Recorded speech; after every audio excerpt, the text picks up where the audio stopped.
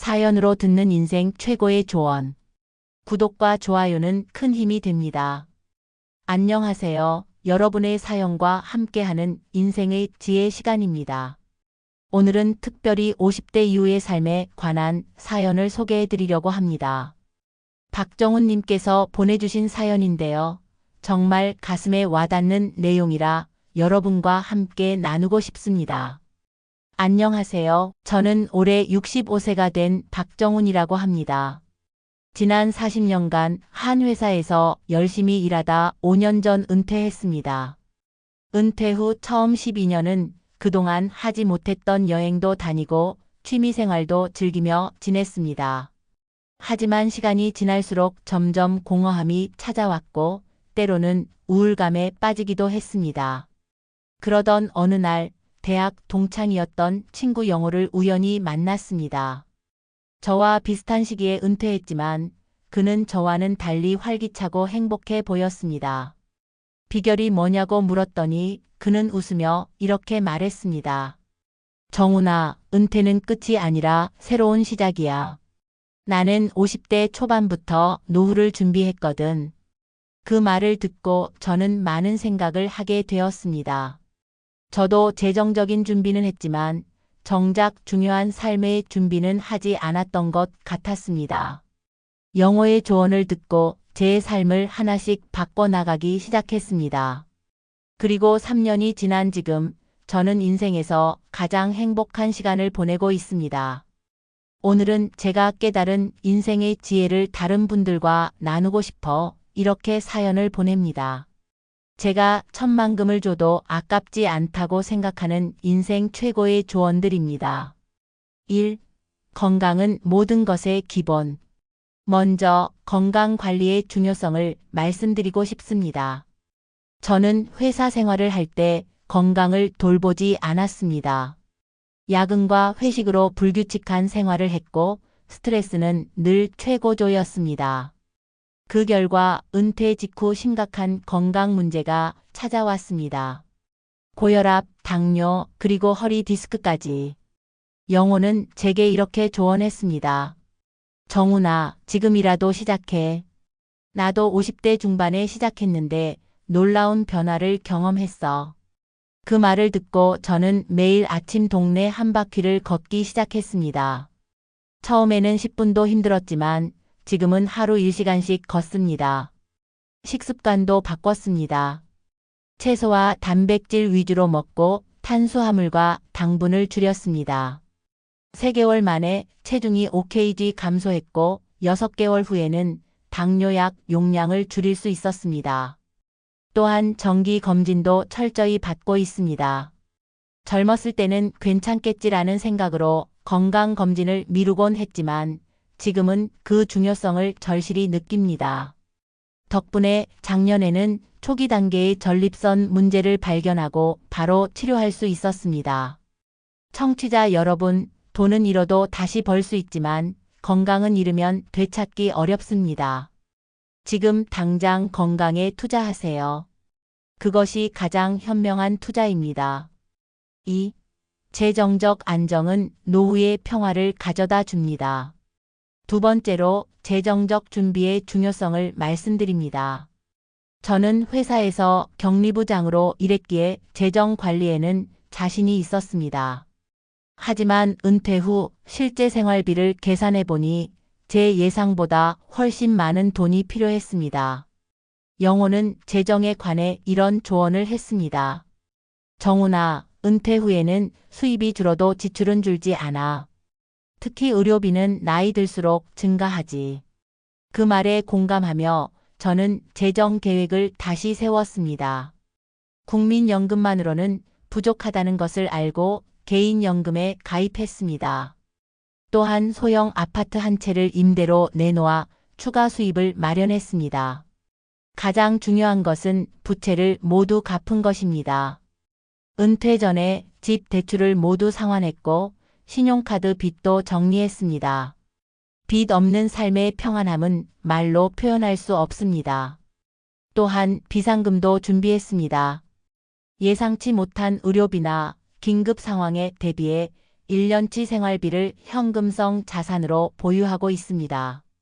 이 준비 덕분에 작년 갑작스러운 수술을 받게 되었을 때도 금전적 스트레스 없이 치료에만 집중할 수 있었습니다. 여러분, 재정적 안정은 노후의 평화를 가져다 줍니다. 지금부터 철저히 준비하세요. 3. 의미 있는 관계가 행복의 열쇠입니다.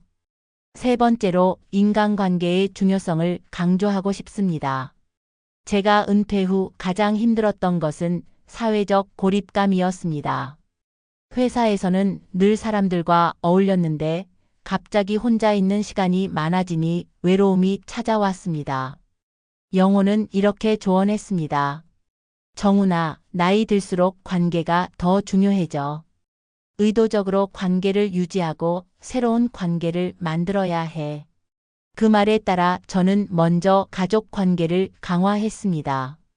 특히 바쁘다는 핑계로 소홀했던 아내와의 관계에 투자했습니다. 함께 요리 교실에 다니기 시작했고 주말마다 근교로 드라이브를 갑니다. 40년 넘게 함께 살았지만 지금이 가장 행복한 시간입니다. 또한 자녀들과도 정기적으로 만남의 시간을 갖습니다. 특히 손주들과 보내는 시간은 제게 젊음과 활력을 불어넣어 줍니다. 주 1회 영어 선생님이 되어 손주들을 가르치는데 이것이 제 일주일의 가장 큰 즐거움입니다. 오래된 친구들과의 관계도 복원했습니다. 한 달에 한 번 대학 동창들과 만나 옛 추억을 나누고 서로의 근황을 공유합니다. 이 모임이 제 정서적 안정에 큰 도움이 됩니다. 새로운 인연도 만들었습니다. 동네 문화센터에서 시작한 사진 동호회 활동을 통해 비슷한 관심사를 가진 새 친구들을 사귀었습니다. 나이와 배경이 다양하지만 공통의 취미로 깊은 우정을 쌓아가고 있습니다. 여러분, 관계는 노력이 필요합니다. 의도적으로 시간과 정성을 들여 유지해야 합니다. 하지만 그 노력은 결코 헛되지 않습니다. 4. 새로운 취미와 목적을 찾으세요. 네 번째로 목적 의식의 중요성을 말씀드리고 싶습니다. 은퇴 후 가장 어려웠던 것은 나는 누구인가라는 정체성의 혼란이었습니다. 40년간 회사원 박정훈으로 살아왔는데 갑자기 그 역할이 사라지니 큰 공허함이 밀려왔습니다. 영호의 조언은 명확했습니다. 정훈아, 은퇴는 직업의 끝이지 인생의 끝이 아니야. 새로운 목적을 찾아야 해. 그 말을 듣고 저는 오래전부터 관심 있었던 사진에 도전했습니다. 동네 문화센터에서 사진 강좌를 듣기 시작했고 지금은 매주 산과 들을 다니며 풍경 사진을 찍습니다. 작년에는 작은 전시회도 열었습니다.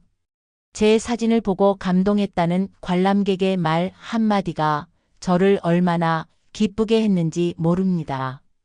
또한 지역 도서관에서 주 2회 초등학생들에게 수학을 가르치는 봉사활동도 시작했습니다. 제가 회사에서 익힌 회계 지식을 아이들에게 쉽게 풀어 설명해주는 일이 보람차고 즐겁습니다. 아이들이 박 선생님 하고 반갑게 부를 때마다 가슴이 따뜻해집니다.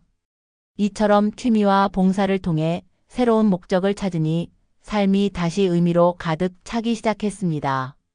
여러분도 자신만의 새로운 목적을 찾아보세요. 5. 평생 학습의 자세를 유지하세요. 다섯 번째로 평생 학습의 중요성을 강조하고 싶습니다. 영호는 이렇게 말했습니다. 정훈아, 뇌도 근육처럼 사용하지 않으면 퇴화해. 계속 새로운 것을 배워야 해. 저는 처음에 그 말을 가볍게 들었습니다. 하지만 은퇴 1년 후 기억력이 눈에 띄게 저하되는 것을 느꼈고 가끔은 날짜도 헷갈리기 시작했습니다. 그때 영호의 조언이 생각났고 바로 행동에 옮겼습니다. 먼저 스마트폰과 컴퓨터 사용법을 제대로 배우기 시작했습니다. 동네 복지관에서 진행하는 스마트 시니어 강좌를 들었고 지금은 유튜브로 요리법도 찾아보고 화상통화로 해외에 있는 딸과도 대화합니다. 또한 영어 공부도 다시 시작했습니다. 매일 아침 영어 뉴스를 듣고 주 1회 영어 모임에 참석합니다.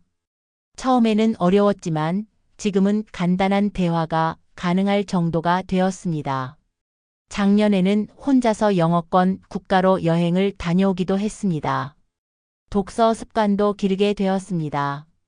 한 달에 최소 2권의 책을 읽는 것을 목표로 하고 있으며 다양한 장르의 책을 접하려고 노력합니다. 읽은 책에 대해 간단한 독후감을 쓰는 것도 좋은 두뇌 운동이 됩니다. 여러분, 배움에는 끝이 없습니다. 나이가 들었다고 포기하지 마세요. 새로운 것을 배울 때마다 삶은 더욱 풍요로워집니다. 6. 주거 환경을 미리 계획하세요. 6번째로 주거 환경의 중요성에 대해 말씀드리고 싶습니다. 영호는 제게 이런 충고를 했습니다. 정훈아, 지금 사는 집이 10년 후, 20년 후에도 적합할지 생각해봐. 그 말에 저는 우리 집을 새로운 시각으로 바라보게 되었습니다. 25년 동안 살아온 2층 단독주택이었는데 계단이 가파르고 관리가 어려웠습니다. 아내와 상의 끝에 작년에 엘리베이터가 있는 아파트로 이사했습니다. 이사하면서 집 안 구조도 노년 생활에 맞게 변경했습니다. 욕실에는 미끄럼 방지 매트와 손잡이를 설치했고 문턱을 없애 이동을 편리하게 했습니다. 조명도 밝게 교체했습니다. 또한 병원, 마트, 공원이 가까운 곳으로 이사한 것도 큰 변화였습니다. 차 없이도 일상생활이 가능해 훨씬 편리해졌습니다. 여러분, 주거 환경은 삶의 질에 직접적인 영향을 미칩니다. 지금부터 노후를 고려한 주거 계획을 세우세요. 7. 법적, 의료적 준비를 미리 하세요. 7번째로 법적, 의료적 준비의 중요성을 강조하고 싶습니다. 이 부분은 제가 영어의 조언이 아니었다면 전혀 생각하지 못했을 것입니다. 정훈아, 남겨질 사람들을 위해 모든 것을 명확히 해둬야 해. 그 말을 듣고 저는 변호사와 상담하여 유언장을 작성했습니다. 단순히 재산 분배만이 아니라 장래 방식과 같은 세부적인 내용까지 포함했습니다. 자녀들에게도 이 사실을 알렸고 유언장이 보관된 장소도 공유했습니다. 또한 의료 지시서도 작성했습니다. 제가 의사 결정을 할 수 없는 상황이 되었을 때 어떤 의료 처치를 원하는지 명시했습니다. 이는 가족들이 어려운 결정을 내릴 때 큰 도움이 될 것입니다. 재정 대리인과 의료 대리인도 지정했습니다. 제가 판단할 수 없는 상황이 되었을 때 제 뜻에 따라 결정을 내릴 수 있는 사람들입니다. 이러한 준비는 단순히 죽음을 위한 준비가 아닙니다. 오히려 남은 삶을 더 편안하게 살기 위한 준비입니다. 모든 것이 명확하게 정리되어 있으니 마음의 평화를 얻을 수 있었습니다. 여러분도 이런 준비를 미루지 마세요. 언제 필요할지 모르는 일입니다. 8. 마음의 평화를 찾으세요. 8번째로 마음의 평화에 대해 이야기하고 싶습니다. 영호가 제게 가장 많이 강조한 것이 바로 이것이었습니다. 정훈아, 나이 들수록 과거의 후회와 미래의 불안에 사로잡히기 쉬워. 하지만 지금 이 순간에 집중하는 법을 배워야 해. 저는 이 조언을 실천하기 위해 명상을 시작했습니다. 처음에는 5분도 집중하기 어려웠지만 지금은 하루 20분씩 꾸준히 하고 있습니다. 명상을 통해 현재에 집중하는 법을 배웠고 과거의 후회나 미래에 대한 불안감이 크게 줄었습니다. 또한 감사 일기도 쓰고 있습니다. 매일 밤 그날 감사했던 일 3가지를 적습니다. 처음에는 억지로 찾아 적었지만 지금은 하루 종일 감사할 일들을 의식적으로 발견하게 됩니다. 이 작은 습관이 제 삶의 시각을 완전히 바꿔놓았습니다. 용서하는 법도 배웠습니다. 특히 스스로를 용서하는 것이 중요했습니다. 과거의 실수나 잘못된 결정에 대해 자책하기보다는 그것을 하나의 경험으로 받아들이고 앞으로 나아가는 법을 배웠습니다. 여러분, 마음의 평화는 외부 환경이 아니라 내면에서 시작됩니다. 현재에 집중하고 감사하고 용서하는 법을 배우세요. 9. 젊은 세대와 소통하세요. 9번째로 젊은 세대와의 소통의 중요성을 강조하고 싶습니다. 영호는 이렇게 말했습니다. 정훈아, 나이 들면 같은 세대 사람들하고만 어울리기 쉬운데 그러면 사고가 굳어져. 젊은 세대와 소통하는 것이 중요해. 처음에는 이해하기 어려웠지만 점차 그 의미를 깨달았습니다. 저는 의도적으로 젊은 세대와 소통할 기회를 만들었습니다. 도서관 봉사활동을 통해 만난 20대 자원봉사자들과 친구가 되었고 그들의 생각과 문화를 배우려고 노력했습니다. 또한 손주들을 통해 최신 트렌드를 배우기도 합니다. 요즘 유행하는 앱이나 게임을 함께 해보고 그들이 즐기는 음악도 들어봅니다. 이런 노력 덕분에 세대 간 이해가 깊어졌고 젊은 시각을 배울 수 있었습니다. 특히 기술적인 부분에서 젊은 세대의 도움을 많이 받았습니다. 그들은 인터넷 사용법, 스마트폰 활용법 등을 친절히 가르쳐 주었고 덕분에 디지털 세상에서 소외되지 않을 수 있었습니다. 여러분, 젊은 세대와 소통하면 삶에 새로운 활력이 생깁니다. 열린 마음으로 그들의 문화와 생각을 받아들여 보세요. 10. 소소한 행복을 찾으세요. 마지막으로 소소한 행복의 중요성을 말씀드리고 싶습니다. 영호는 이렇게 말했습니다. 정훈아, 행복은 특별한 날에만 오는 게 아니야. 매일의 작은 기쁨 속에 있어. 이 말을 들은 후 저는 일상 속 작은 행복을 의식적으로 찾기 시작했습니다. 아침에 마시는 커피 한 잔의 향기, 창문으로 들어오는 따스한 햇살, 아내와 나누는 소소한 대화, 손주의 웃음소리. 이런 작은 순간들이 모여 제 삶을 풍요롭게 만든다는 것을 깨달았습니다. 여행도 중요한 행복의 원천입니다. 은퇴 후에는 성수기를 피해 여행할 수 있는 자유가 있습니다. 저는 아내와 함께 한 달에 한 번은 국내 여행을 다니고 1년에 한 번은 해외여행을 계획합니다. 여행을 통해 새로운 경험을 하고 추억을 만들고 삶의 활력을 얻습니다. 또한 작은 도전을 통해 성취감을 느끼는 것도 중요합니다. 저는 작년에 생애 처음으로 마라톤 OKM를 완주했습니다. 비록 느린 속도였지만 완주했다는 그 성취감은 말로 표현할 수 없었습니다. 여러분, 행복은 거창한 것이 아닙니다. 일상의 작은 순간 속에 행복이 숨어 있습니다. 그것을 발견하고 감사하는 마음을 가지세요.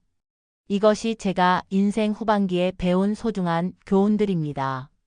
50대가 넘어 준비를 시작하는 것이 늦었다고 생각할 수 있지만 결코 그렇지 않습니다. 지금 시작하세요. 그리고 하루하루를 소중히 여기세요. 이 사연이 비슷한 고민을 하는 다른 청취자분들께 작은 도움이 되길 바랍니다. 감사합니다. 박정훈 드림. 여러분, 정말 감동적인 사연이었습니다. 박정훈님께서 보내주신 이 소중한 지혜는 나이와 상관없이 우리 모두에게 큰 울림을 주는 것 같습니다. 특히 지금 이 순간에 집중하고 일상의 작은 행복에 감사하라는 메시지가 가슴에 와닿네요. 다음 시간에도 여러분의 소중한 사연으로 찾아뵙겠습니다. 감사합니다.